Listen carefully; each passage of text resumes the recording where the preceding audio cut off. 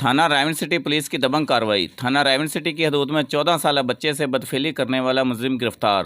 S H O رائون افضل ڈوگر کی police team کے ہمراہ کارروائی۔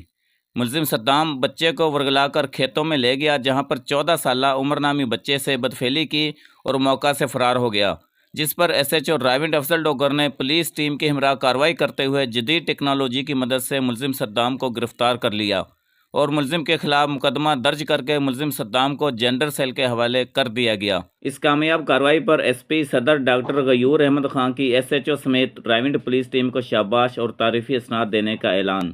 کیمرامین ٹیم کے ساتھ Arshad Khan Meo, bureau chief G4 news HD round Lahore. ہر خبر سے باخبر رہنے کے لیے ہمارے اس چینل کو سبسکرائب کر لیں تاکہ ہماری ہر نئی آنے والی ویڈیو آپ تک پہنچتی رہے اور آپ رہیں ہر خبر سے باخبر۔